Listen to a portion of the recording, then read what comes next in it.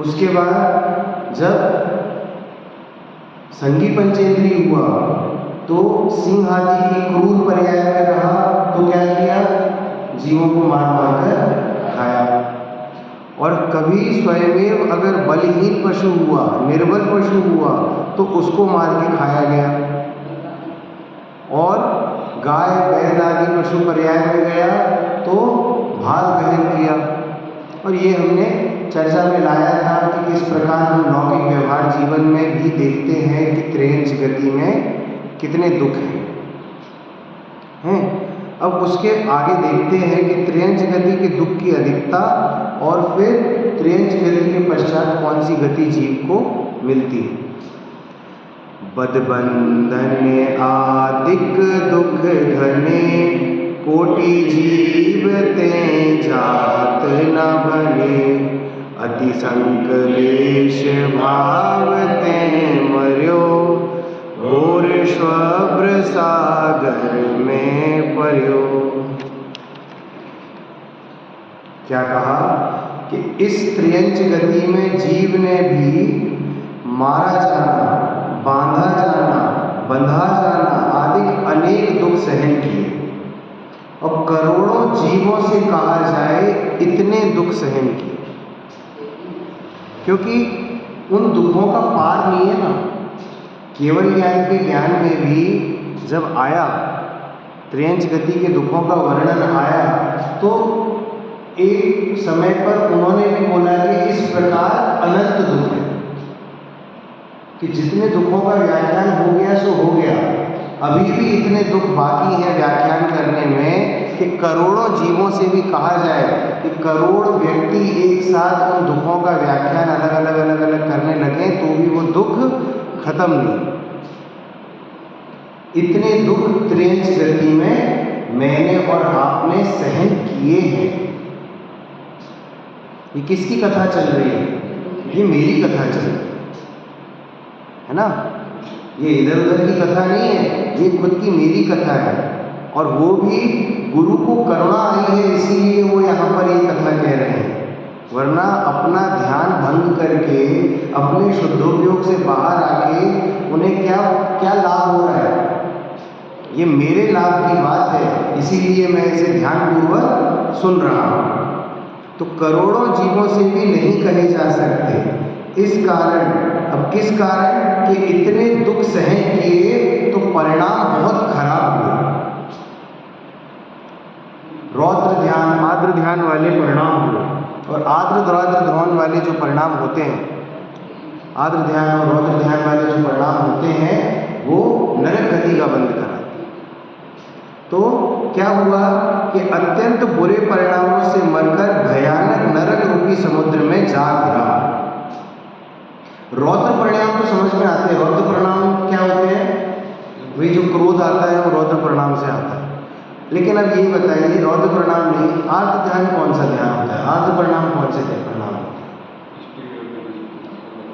जो दुखी होते हैं ना हम, जो हम विषाद करते हैं, रोने वाली जो बातें होती हैं, हम रो देते हैं जिन बातों पे कि हम कुछ कर तो सकते नहीं, अपने आप को दीनहीन मानते हैं, ये भी आर्द्र परिणाम है। ये भी बुरे परिणाम है कि भाई तू दीनहीन नहीं है, अपने आप को दीनहीन मत मान। जब हम मार्दव धर्म की चर्चा करते हैं ना, मार्दव धर्म की चर्चा में क्या आता है? मान नहीं करना चाहिए, ऐसा बोला जाता है। तो मान को मात्र अहंकार में ले लिया जाता है, परंतु मान मात्र अहंकार नहीं है। अपने आप को वो माना जो मैं नहीं हूं, ये मान है। मेरा स्वरूप जैसा नहीं है वैसा मान बैठा है, और जैसा है वैसा नहीं माना है, इसी को मान कहा। और वो मानते हैं तो यहाँ पर आर्द्र ध्यान होता है, आर्द्र ध्यान होता है, रौद्र ध्यान होता है। रौद्र ध्यान तो समझ में आ जाता है, परंतु दुखी होना, एक कमरे में बैठ के रोते रहना भी आर्द्र ध्यान है। कि अगर ऑफिस में बॉस परेशान कर रहा है, और बॉस परेशान कर रहा है तो बॉस का तो मैं कुछ बिगाड़ कर नहीं सकता, परंतु अकेले कमरे में बैठ के रो तो सकता हूँ। अपने डेस्क पे आके रो देता है तो वो रोना नहीं, क्योंकि वो रुंदन करने, क्रदन करने में भी तेरे कर्म बंद होते हैं, और उन कर्म बंधन के कारण तो नरक गति जैसी गति में भी जा सकता है। तो इसीलिए आर्द्र परिणाम भी नहीं करना और रौद्र परिणाम भी नहीं करना। परंतु त्रियंच गति में इस प्रकार के परिणाम होते हैं। अब जैसे गाय का कल हमने दृष्टांत लिया था कि गाय आपको पलट के मारती नहीं है, आप गाय को डंडा मारते हो तो गाय बेचारी शांति से आगे बढ़ जाती है, परंतु आर्द्र परिणाम तो उसके भी होते होंगे। रौद्र परिणाम नहीं हो पाते, लेकिन आर्द्र परिणाम तो होते होंगे कि हमें तो सब मारते हैं, सारे दुख हम पर ही आते हैं, हम ही दुखी हैं, हमें ही सब दुखी कर लो, ऐसा होता है। परंतु इस प्रकार के भाव अपना ही घात करते। तो उस प्रकार के भावों से मरकर कहाँ चला गया? नरक रूपी समुद्र में चला गया। उसको समुद्र की संज्ञा क्यों दी नरक को? वो आगे जब हम विश्लेषण करते हैं तो देखते हैं कि नरक को समुद्र की संज्ञा क्यों दी। इस जीव ने त्रिंच गति में मारा जाना, बंधना जाना आदि अनेक दुख सहन किए जो करोड़ों जीवों से भी नहीं कहे जा सकते, और अंत में इतने बुरे आर्त परिणाम से मरा जिससे बड़ी कठिनता से पार किया जा सके ऐसे समुद्र समान घोर नरक में जा पहुंचा। जीव जिस प्रकार नरक में पैदा होता है वही दुखदायी है। कैसे होता है नरक में जन्म? जैसे ऊपर से उल्टा गिरता है, और गिरता है और गिर के जैसे ही टच होता है नरक की भूमि को, जैसे ही स्पर्श करता है गेंद की तरह फिर से उछलता है योजनों ऊपर, क्योंकि वो सहन नहीं होती ना। जो पीड़ा है, जो स्पर्श नरक की भूमि का स्पर्श है वो इतना भयंकर है कि वो पीड़ा सहन नहीं होती। फिर गिरता है, फिर उछलता है, फिर गिरता है, फिर उछलता है। ये क्रिया 6 महीने तक चलती रहती है, तब जाके तो वो स्पर्श करने योग्य हो पाता है नरक भूमि। एक समय के लिए यदि नरक की भूमि की मिट्टी यहाँ आ जाए, योजनों दूर तक जीव की मृत्यु हो जाए। इस प्रकार की तो नरक की भूमि है। तो और नरक में क्या होता है, जिस समय जैसे ही जीव का जन्म हुआ, अवधि ज्ञान से साथ में जन्म होता है, अवधि ज्ञान होता है नारकी जीव को, है ना। लेकिन कुअवधि क्यों बोलते हैं? क्योंकि उस अवधि ज्ञान का प्रयोग वो अपने स्वरूप को जानने में नहीं करता, वो बैर जानने के लिए उस प्रयोग को करता है। उसका प्रयोग किसके लिए करता है? उस अवधि ज्ञान का प्रयोग कि ये मेरा बैरी है, इसने मेरा बिगाड़ किया, मैं इसका बिगाड़ करूंगा, इसीलिए उसके अवधि ज्ञान को कुअवधि ज्ञान बोला गया। तो उस अवधि ज्ञान से वो जान लेता है कि इन परिणामों के कारण मैं इस नरक में आया हूँ, और हे भगवान मेरी आयु इतनी लंबी है, मुझे यहाँ पर इतने समय तक रहना है।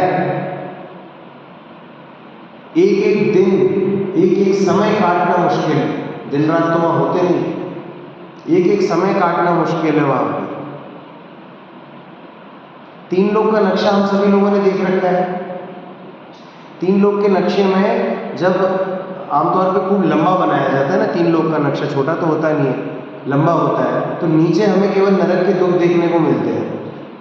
स्वर्ग के दुख ऊपर, स्वर्ग के जो सुख होते हैं ना वो ऊपर होते हैं, वो दिखते नहीं, दृष्टिगोचर नहीं हो पाते, बहुत ऊपर बने होते हैं। उसका जो बनाना है ना वो सार्थक है। क्यों है सार्थक? क्योंकि हमारी और आपकी जो क्रियाएं हैं उसका फल वो सामने ही देखना है, इसीलिए वो नरक के दुख साफ साफ बड़े बड़े दिखाते हैं। और कैसे कैसे नरक के दुख दिखाते हैं उसकी बात करते हैं। नरकों की भूमि और नदियों का वर्णन करते हैं। तहाँ भूमि पर सत दुख ईसो, बिच्छू सहस डसे नहीं दिसो, रात रात शोणित वाहिनी, क्रमुल कलित देह दाहिनी। अब उस नरक की धरती स्पर्श करने से ऐसा दुख होता है जैसे हजारों बिच्छू डंक मारे तथापि उसके समान दुख नहीं होता। किसी जगह पर ज़्यादा मच्छर होते हैं और आपको कहीं बाय द वे वहाँ पर खड़ा रहना हो जाए तो एक साथ 2-4 मच्छर एक साथ काट लेते हैं तो कैसी पीड़ा उठती है ना। ये तो हम साक्षात अनुभव करते ही हैं। तो अब उसी को आप कितने गुना कर सकते हो आप करो। और बिच्छू का डंक बहुत ज़्यादा तेज लगता है। बिच्छू का डंक या मधुमक्खी का डंक सहन नहीं होता, तो ऐसे एक बिच्छू का डंक या एक मधुमक्खी का डंक जब सहन नहीं होता तो ऐसे हजारों बिच्छू एक साथ काटे तो वो सहन होगा कि नहीं होगा? अरे होता है, करता है जी, हम करके आए हैं उस दुख को सहन करना पड़ता है। हम उस दुख को सहन करते प्रकार का दुख सहन करने की तैयारी है यदि ये कथा बुद्धिपूर्वक नहीं सुनी। तो उस नरक की धरती का स्पर्श करने से ऐसा दुख होता है कि हजारों बिच्छू डंक मारे तथापि उसके समान दुख नहीं होता। और वहां नरक में रक्त और मवाद बहाने वाली नदी वैतरणी नामक नदी है जो छोटे छोटे क्षुद्र कीड़ों से भरी पड़ी है तथा शरीर में दाह उत्पन्न करने वाली है। जब बहुत ज़्यादा आपको तकलीफ हो रही होती है तो आप क्या करते हो, आप बोलते हो जाओ बेटा स्नान कर लो, थोड़ा ठंडक मिलेगी शरीर को। तो वो स्नान की भावना से उस नदी में कूद जाता है और उस नदी में मालूम पड़ता है कि जितना बाहर दुख था उससे ज़्यादा दुख तो उस नदी के अंदर है ना। छोटे छोटे कीड़े और ऐसा रक्त मवाद, जितनी गंदगी हो सकती है वो सब गंदगी नरक में होती है। और बेडोल शरीर होता है, एकदम काला ऐसा शरीर, नपुंसक वेद, वहां स्त्री पुरुष नहीं होते, नपुंसक वेद, और घनघोर काला शरीर। और तीसरे नरक तक तो जो असुर कुमार के देव होते हैं वो आपको लड़ाई झगड़ा कराने में आते हैं या आपको और पीड़ा देने में आते हैं, परंतु उसके नीचे तो व्यक्ति स्वयं ही करता है ये सब काम, स्वचालित व्यवस्था है। उसके बाद खुद ही मारकाट करते रहते हैं। और वातावरण भी ऐसा ही है ना, असातामय वातावरण है, जहाँ बैठो वहाँ धूप। अब जैसे मान के चले कि भाई यहाँ पर बैठे तो यहाँ धूप, यहाँ से तकलीफ होगी तो उस चेयर पे बैठ गए, चेयर पे मालूम पड़ा और कांटे निकले हुए हैं वहाँ और धूप, उससे बगल में वो सोफे पे बैठ गए, सोफे पे तलवारें निकली हुई हैं वहाँ और धूप। यहाँ गर्मी लग रही थी तो उस पेड़ के नीचे जाके खड़े हो गए, और पेड़ के नीचे खड़े हुए तो मालूम पड़ा उस पेड़ के पत्ते तलवार जैसे हैं, वो गिर जाते हैं, और गिरते हैं तो शरीर भंग हो जाता है, और शरीर भंग होने के बाद पारे के समान वापस जुड़ जाता है। पारा देखा है? पारा मरकरी जिसे कहते हैं, एक तरीके का मेटल होता है और वो लिक्विड स्टेज में होता है। उसको आप ऐसे दो टुकड़े कर दो, थोड़ी देर बाद वो अपने आप मिक्स होकर एक हो जाता है। तो उस प्रकार नारकी का शरीर वापस मिलकर एक हो जाता है। कितनियों बार टुकड़े करे जाते हैं उसके, कितनियों बार उस शरीर के कितनियों बार टुकड़े हो जाते हैं, परंतु वो शरीर खत्म नहीं होता, वापस जुड़ के वैसे ही बन जाता है। असाता का समंदर है नरक, असाता का समंदर। और इस प्रकार देह दाह उत्पन्न कराती है। उन नरकों की भूमि का स्पर्श करने से नारकियों को इतनी वेदना होती है कि हजारों बिच्छू एक साथ डंक मारे तब भी उतनी वेदना ना हो, उससे ज़्यादा वेदना होती है। तथा उस नरक में रक्त मवाद और छोटे छोटे कीड़ों से भरी शरीर में दाह उत्पन्न करने वाली एक वैतरणी नदी है, जिसमें शांति लाभ की इच्छा से नारकी जीव कूदते हैं, किंतु वहाँ तो उनकी पीड़ा अधिक भयंकर हो जाती है। जीवों को दुख होने का मूल कारण तो उनके शरीर के साथ ममता तथा एकत्व बुद्धि ही है, और धरती का स्पर्श आदि तो मात्र निमित्त कारण है। और वहाँ पर क्यों दुख होता है? इस शरीर में ममत्व बुद्धि है, एकत्व बुद्धि है। मतलब वो जो बेडोल शरीर मिला है, काला कबरा कुबड़ा वाला, और नपुंसक वेद मिला है, इतना बुरा शरीर मिला है, फिर भी उस शरीर में एकत्व और ममत्व बुद्धि है। वो प्राप्त पर्याय में तन्मयता है, और उस तन्मयता के कारण उस शरीर को मैं पना मानता है, मैं ये शरीर हूँ, और उसके बाद जब वो दुख वेदना सहन करनी पड़ती है तो वो दुखी होता है।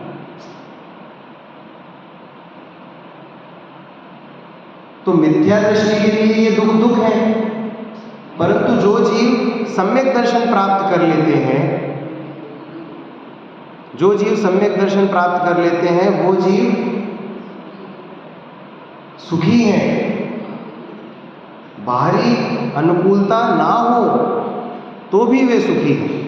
वो शरीर में एकत्व बुद्धि नहीं मान रहे, ये शरीर मेरा नहीं है,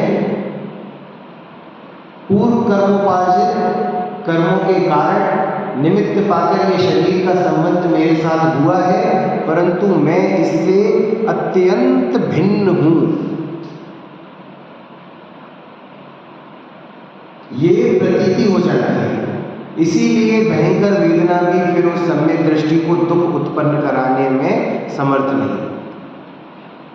यहाँ पर इसीलिए लिखे गए कि जीवों को दुख का मूल कारण तो उनके शरीर के साथ ममता और एकत्व बुद्धि है।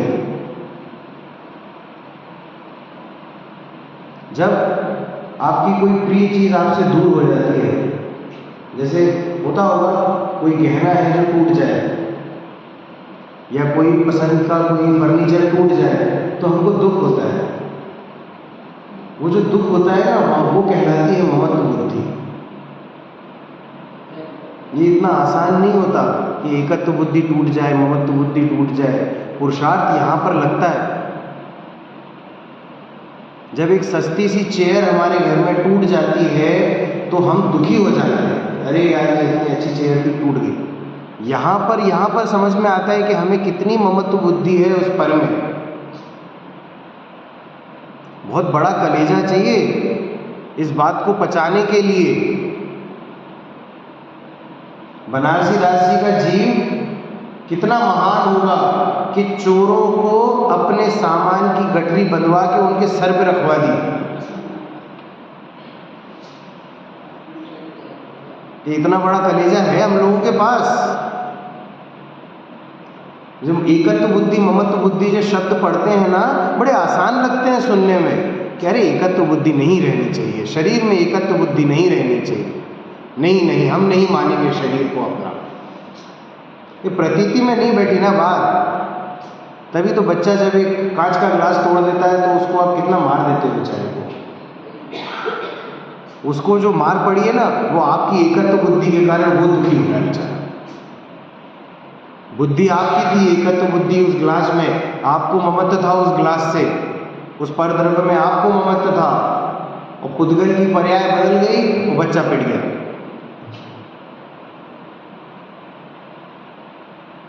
ये जो दिनचर्या के जितने भी कार्य है ना, वहां पर पुरुषार्थ लगता है। वहां लगता है पुरुषार्थ। केवल ये मंदिर में बैठ के पुरुषार्थ नहीं लगता, या स्वाध्याय भवन में केवल मात्र पुरुषार्थ नहीं लगता। और केवल अगर मंदिर में और स्वाध्याय भवन में ही पुरुषार्थ लगता है और यहीं पर केवल वैराग्य के परिणाम जागते हैं, तो ये शमशानी वैराग्य है। शमशानी वैराग्य समझते हैं ना हम। अभी घटना घटी है परसों ही, आप लोग गए होंगे कुछ लोग वहाँ पर अंतिम क्रिया में।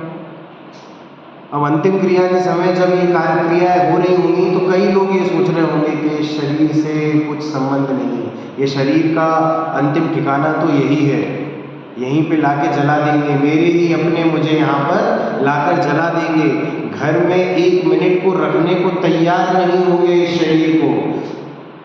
नाम लेना तक बंद कर देते हैं, बॉडी बोलना चालू कर देते हैं। जब तक जीव है उस शरीर के साथ, तब तक तो उसका नाम रोहित है। और जैसे ही जीव ने उस शरीर का साथ छोड़ा तो उस बॉडी का नाम अब रोहित नहीं रहा, डेड बॉडी हो गया उसका नाम। अब जितनी जल्दी हो सके इसको हटाओ और यहाँ जला के लाओ, है ना। तो जब उस समय पे जलाते हैं ना, तो वहाँ पर कैसे परिणाम होते हैं, अरे रे संसार असार है, बीवी बच्चे सब यहीं छूट जाने हैं, बिल्डिंग आदि सब यहीं छूट जानी है, धन आदि सब यहीं छूट जाना है, और जितना मेरा समस्त परिग्रह है वो सब यहीं छूट जाना है। ये सब जब तक उस जगह पर है तब तक ये परिणाम आए। वहाँ से बाहर आते हैं ना, तो अब आपके यहाँ क्या पता है सिस्टम नहीं मुझे पता। ग्वालियर में हमारे यहाँ पर अगर ऐसे क्रिया करने जाते हैं तो बाहर हैंडपम्प लगा है, वो हैंडपम्प से सभी अपने ऊपर छींटे मारते हैं और फिर आगे घर की तरफ निकलते हैं। तो वैसे ही बस छींटे मारे तो उस छींटों से वो परिणाम भी साफ हो गए जो आए थे, और ऐसे कुर्ता झड़ाया तो घर आ गए। अब वो परिणाम हम शमशान में ही छोड़ रहे हैं, इसीलिए उसको हम कहते हैं शमशानी वैराग्य। और उसी प्रकार से यदि एकत्व ममत्व बुद्धि छोड़ने के विचार केवल मंदिर और स्वाध्याय भवन में ही आए तो ये शमशानी वैराग्य बराबर है। इस दरवाजे से बाहर निकलते से ही वो परिणाम यहीं रह जाएं और आप अकेले बाहर निकल जाएं, तो हम फिर से इसी कथा के पात्र बन जाएंगे। क्योंकि अभी इसी कथा का पात्र कौन है? इस कथा का पात्र जो चरित्र नायक है वो मैं ही हूँ। ये मेरे साथ ही हो रहा है सब कुछ। और इसको भी अगर आप थर्ड पार्टी मान के करोगे तो कोई काम नहीं बनने वाला। थर्ड पार्टी का मतलब समझते हैं ना? किसी और के बारे में बात चल रही है।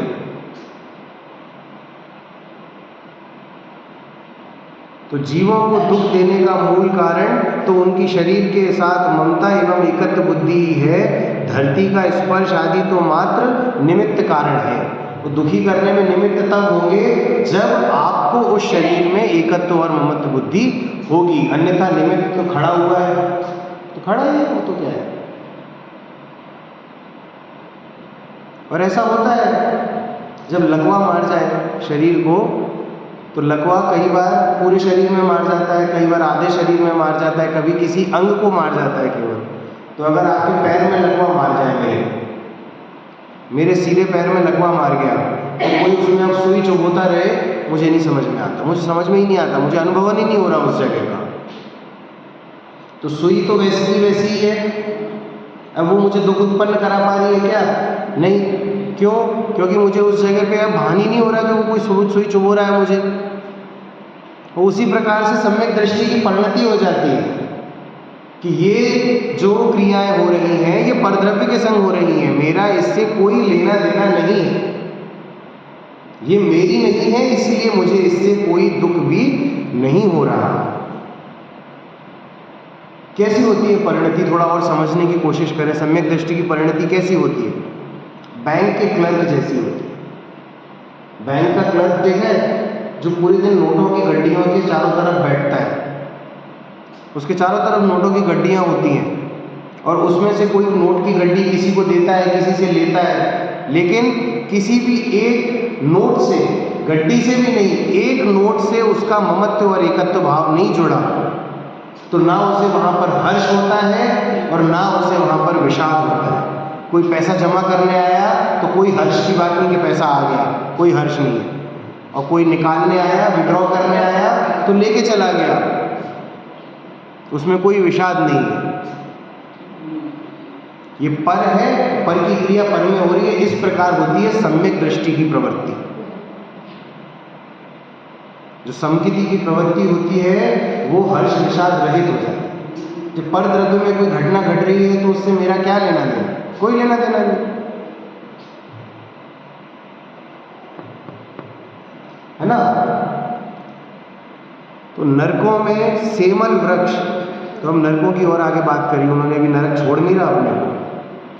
सेमर तरु जल जुत असी पर, असी जो देह विदारे तर, मेरु समान लोह गल जाय, ऐसी शीत उष्णता।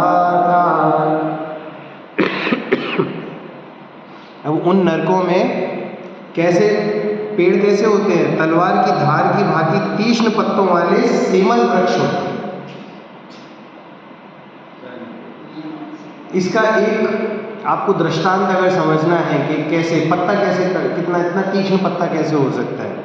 कई बार नई किताब आती है, नई पुस्तक आए कोई, आप उसके पेजेस पे ऐसे ऐसे उंगली घुमाना, कई बार आपको दर्द होगा, इतना बारीक होती है कई बार वो पेज, उसको पेपर कट कहते हैं। कि कभी आप ऐसे पेज ऐसे ऐसे करो ना पेज को, तो आपकी उंगली में कई बार दर्द होता है हल्का सा।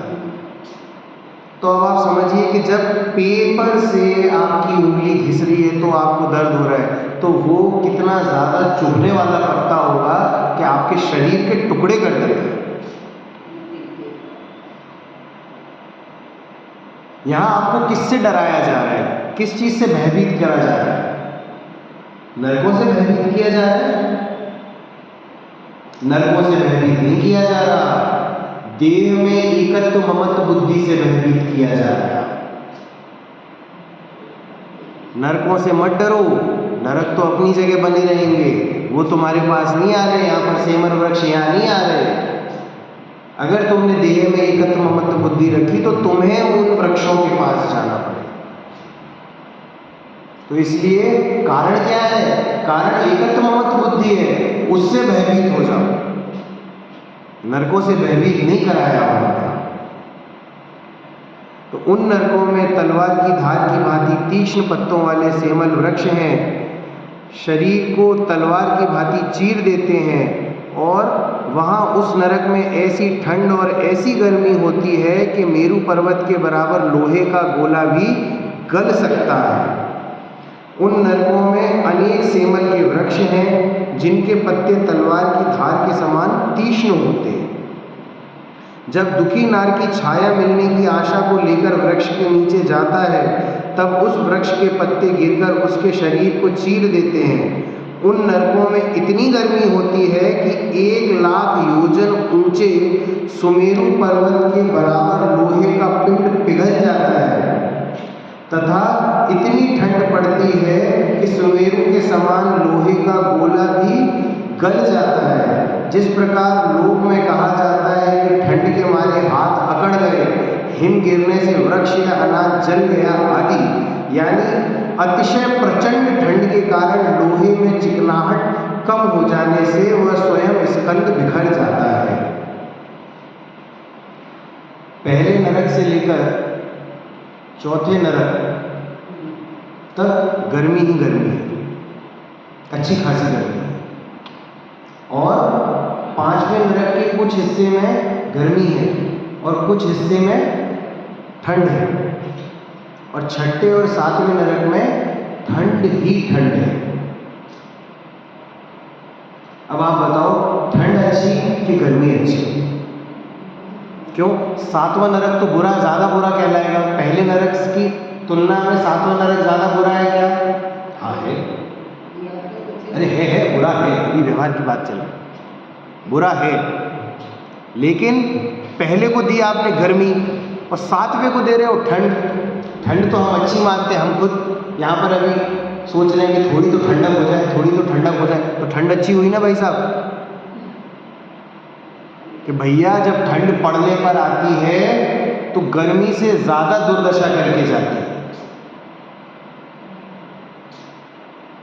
आप गर्मी सहन ज़्यादा कर सकते हैं, आप ठंड उतनी ज़्यादा सहन नहीं कर सकते। जब ज़्यादा ठंड पड़ती है ना, जब ज़्यादा ठंड पड़ती है तो जो भी पदार्थ होता है उसका मॉलिक्यूलर स्ट्रक्चर होता है, उसका खुद की एक बनावट होती है अंदर की। जब ज़्यादा ठंड पड़ती है ना तो वो स्ट्रक्चर भी बिखर जाता है ज़्यादा ठंड के कारण। इसका एक्सपेरिमेंट भी होता है। एक पदार्थ होता है नाइट्रोजन, उस नाइट्रोजन को पिघला हुए उसमें भी मिलती है, वो पिघले हुए स्टेट में भी मिलती है, लिक्विड स्टेट नाइट्रोजन कहते हैं उसे। उस लिक्विड नाइट्रोजन गैस वो इतनी ठंडी गैस होती है कि अगर आप उसमें एक पिलपिला केला डालेंगे, बिल्कुल गला हुआ केला पिलपिला हो जाता है, उस केले को आप उसमें डालो ऐसे और बाहर निकाल लो, और फिर उसको टेबल से ऐसे बजाओ, आवाज़ आएगी उसमें टक टक टक टक, इतना हार्ड हो जाता है वो केला, इतना ठंडा होता है। और यदि लोहे का एक पिंड उस लिक्विड नाइट्रोजन में डालो और ऐसे ऊपर से जोर से फेंक दो, खंड खंड हो जाएगा, बिखर जाएगा बिल्कुल टूट के। तो ये हालत वहाँ होती है, इतनी ठंड है, इतनी ठंड होती है। अगर आपका हाथ बर्फ में रख के ऐसे छोड़ दिया जाए रात भर, तो आपका हाथ ऐसे अलग कर सकते हैं, टुकड़े टुकड़े हो जाएगा ठंड से। ठंड ज़्यादा घातक है, जितनी गर्मी घातक नहीं उससे ज़्यादा घातक ठंड है। इसीलिए प्राकृतिक व्यवस्था में भी पहले नरक से लेकर चौथे नरक तक गर्मी की व्यवस्था है। 5वें में थोड़ी गर्मी थोड़ी ठंड है, और 6ठे और 7वें में पूरी तरह से ठंड ही ठंड है। और ऐसी ठंड में आपने और हमने कितना समय व्यतीत किया? 33 सागर व्यतीत किया। हल्का फुल्का नहीं होता 33 सागर का समय। अगर सागर की गिनती करने चले तो असंख्यात वर्ष हैं, असंख्यात की गिनती आप अनंत के बराबर ही मानो। असंख्यात क्यों आया शब्द? असंख्यात शब्द इसलिए आया कि केवल ज्ञान के ज्ञान में तो उस संख्या की गिनती है, परंतु शब्दों में व्यक्त नहीं हो सकती वो गिनती, इसीलिए उसे असंख्यात बोला। और अनंत इसलिए बोला कि केवल ज्ञान के ज्ञान में भी वो चीज़ अनंत है, उसका कोई अंत नहीं है। केवल ज्ञान के ज्ञान में भी उसका जब अंत नहीं है तो वो अनंत है। और केवल ज्ञान के ज्ञान में जब संख्या की अंत तो है, संख्या की गिनती तो है, परंतु शब्दों में व्यक्त नहीं की जा सकती, इसीलिए उसे असंख्य बोला। तो आप तो असंख्य को अनंत ही मानो। असंख्य काल है 33 सागर का काल, और ऐसे अगर जगह में जाके फंस गए तो पता नहीं कब निकलेंगे, क्या परिणाम होंगे, उन 33 सागरों में कितना दुख भोगेंगे। यदा कदा किसी प्राणी को पूर्व पर्याय की देशना याद आती होगी, यदा कदा।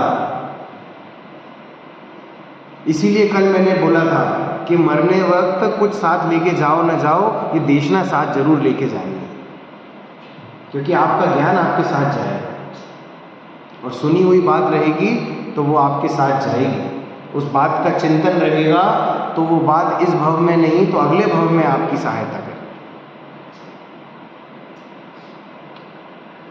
क्या लिखते हैं? नरकों में अन्य नारकी और असुर कुमारों का वर्णन। तिल तिल करे देह के खंड, असुर भेड़ा में दुष्ट प्रचंड, सिंधु नीर के प्यास न जाए, तो पण एक न बूंद लाए। क्या हुआ कि शरीर के तिल तिल बराबर खंड कर देते हैं। कैसे? आपस में लड़ा लड़ा कर।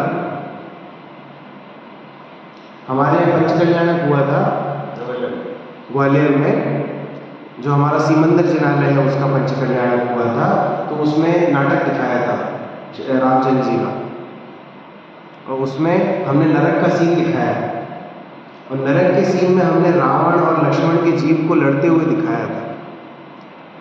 वो सीन इतना ज़्यादा अच्छा बोलूं या इतना ज़्यादा बुरा बोलूं कि लोग डर गए थे।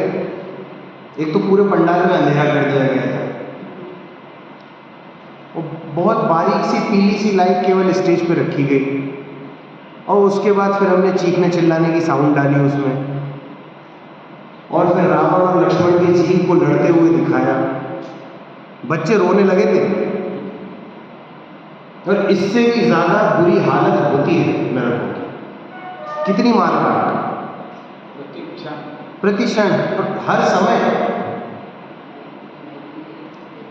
आप तो कल्पना कीजिए कि आपके सामने कोई दो लोग अगर लड़ रहे हो तो आप अधीर हो जाते हैं, आप हट जाते हैं या तो वहाँ से, या फिर उनकी लड़ाई बंद करा देते हैं। तो खुद के लड़ने में तो कितनी ज़्यादा आकुलता है। और इस प्रकार से यदि आप लड़ना ना चाहो तो आपको लड़ाया जाता है नरकों में, कि इसने तेरा बिगाड़ किया और तू इसको देख रहा है, शांति से देख रहा है, चल मार इसे। हथियार देते हैं मारने के लिए। और यदि कोई लड़ने को ना तैयार हो तो उसे फिर स्वयं दंड देते हैं, लोहे की पुतली से चिपका देना।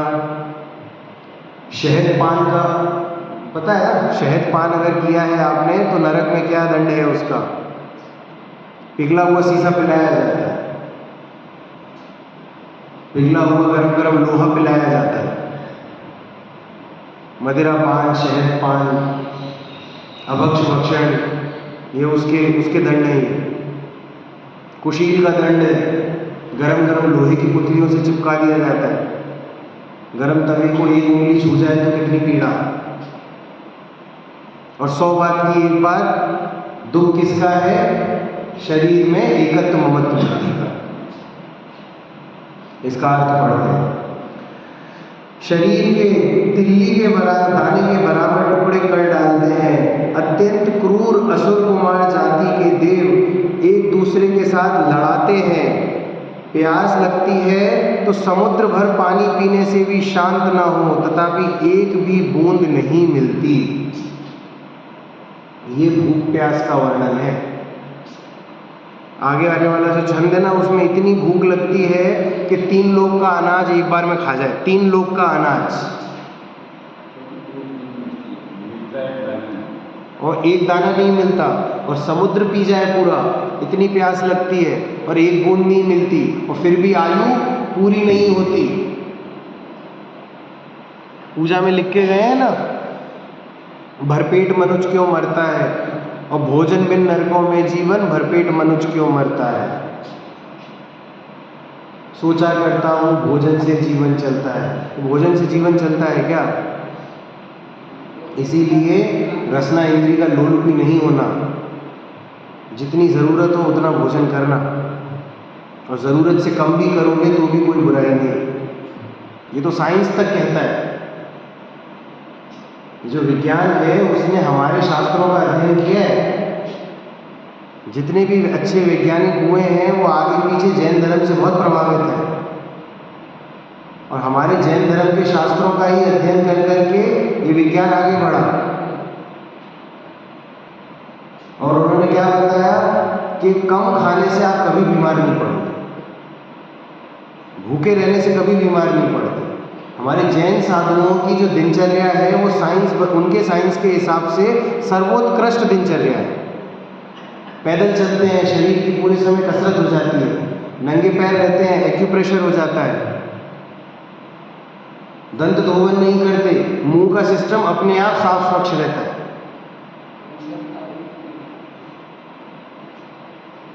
और भोजन करते हैं, एक बार भोजन करते हैं, जितनी भूख हो उससे कम भोजन करते हैं। ऊनोदर बताया है कि नहीं बताया है? जिनवाड़ी में बताया ऊनोदर, हम करते हैं दूनोदर, कि उधर से कम खाओ और हम उधर से दुगना खाना चाहते हैं। ये तो बहुत स्थूल बातें हैं, मुमुक्षुओं की सभा में ये बातें, फिर भी ज़रूरत है, आज क्या करें। और यदि इस प्रकार के परिणाम रहे तो नरकों में ये जीवन देखने को मिलेगा कि इतनी प्यास लगेगी कि पानी की एक बूंद नसीब नहीं होगी, इतनी भूख लगेगी परंतु एक कण नसीब नहीं होगी। 33 सागर तक एक कण नहीं जाता पेट में, एक कण, एक बूंद पानी की नहीं जाती 33 सागर तक। और हम यहाँ पर एक दिन का निर्जला उपवास करके अपनी पालकी निकलवा लेते हैं। अब आपके यहाँ पता नहीं मुझे, और जगह होता है जिसने अगर बेला किया है या तेला किया है तो उसकी पालकी निकलती है 10 लक्षण के बाद। आपके यहाँ होता है नहीं होता? बट सुना होगा आप लोगों ने, स्वागत होता है उसका समाज के सामने, जो भैया इन्हें 3 दिन तक निर्जला उपवास किया, एक बूंद पानी की नहीं। यहाँ 33 सागर तुमने एक बूंद पानी के निकाल दिए बिना बूंद के, वहाँ कोई स्वागत नहीं हो रहा। वहाँ तुझे सुनाया और जा रहा है कि तू देख कितने पाप किए हैं तूने।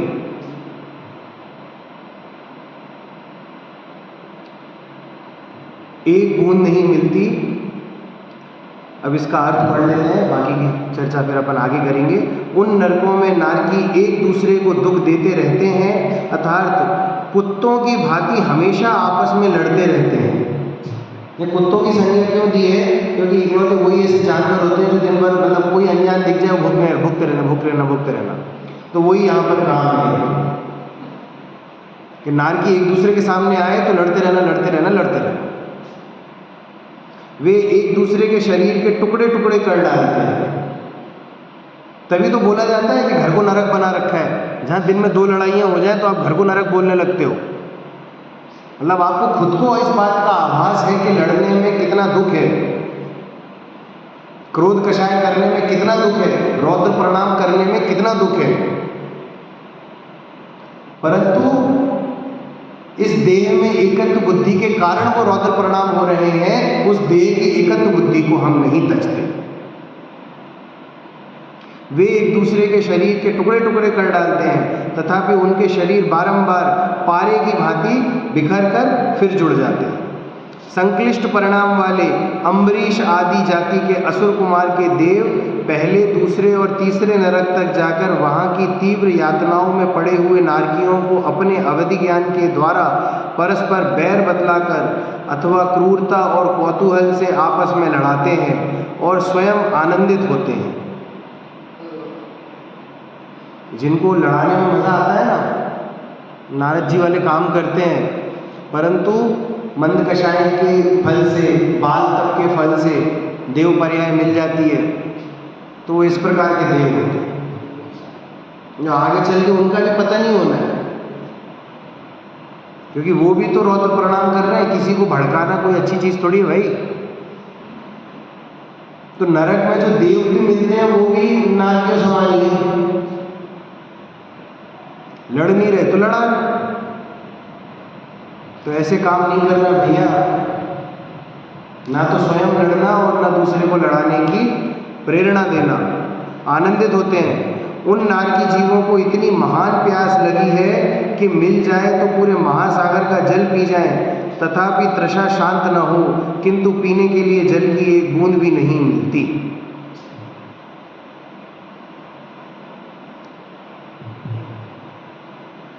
और यहाँ खाने पीने से हमारा जीवन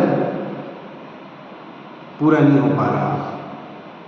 सुबह से लेकर रात तक कईयों बार ये बात कहने में आ जाती है कि सुबह से लेकर रात तक केवल रसोई ही चलती है। दशलक्षण में आप लोगों को काम बहुत कम रहता हो,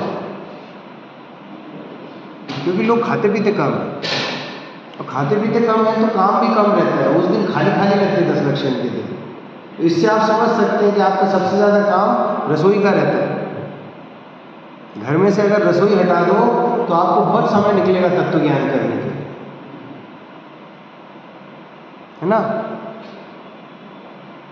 या रसोई से ममत्व बुद्धि हटा दो तो बहुत समय मिलेगा तत्व ज्ञान करने के, है ना। अब घर से रसोई तो हटाई नहीं जा सकती, परंतु रसोई से ममत्व बुद्धि हटाई जा सकती है। उसी तरह से व्यापार से ममत्व बुद्धि हटाई जा सकती है, क्योंकि स्वचलित क्रियाएं तो स्वचलित होंगी, जो बाहर की क्रियाएं हैं वो स्वयं होती रहेंगी। बुद्धि को व्यवस्थित करना है। मति व्यवस्थित हो जाए तो परिस्थिति अपने आप व्यवस्थित हो जाती है।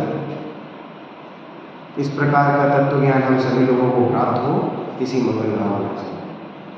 सहजानंद ईश्वर स्वरूप